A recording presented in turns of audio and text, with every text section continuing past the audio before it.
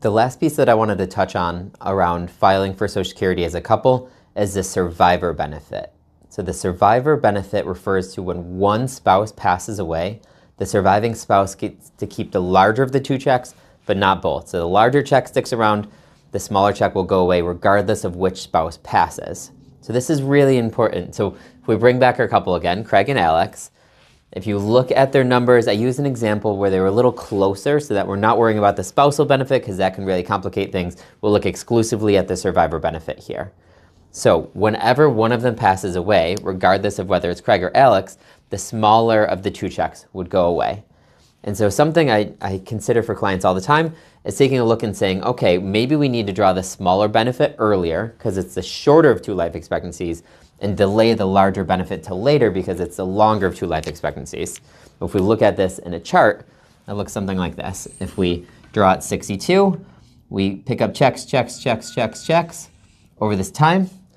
Or if we wait till 70, we get a larger check, but over a shorter period of time, right? So if we were drawing $1,400, 14, 14, 14, 14, 14, throughout this time, we get as many checks as possible versus delaying, call it $3,250. We started at this point, that's $3,250, but you missed out on all of those checks along the way.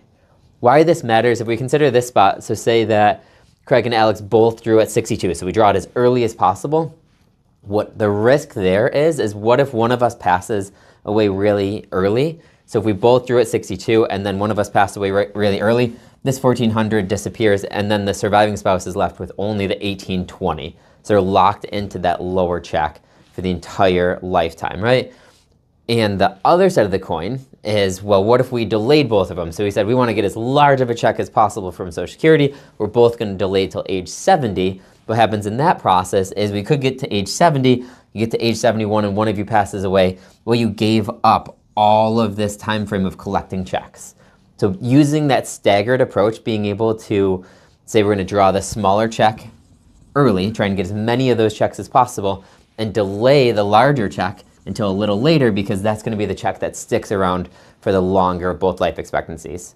In this scenario, it doesn't look like it's that different, but if you compound that over potential decades in differences in life expectancy, that gap can be extremely expensive and cost you a lot of money or really put your surviving spouse in a pickle. So worth running the numbers, worth taking a deeper look and saying, is this the right trade-off? Should we stagger? Should we draw at the same time? Gets a little bit more complicated than just simply a what's the break-even point sort of analysis.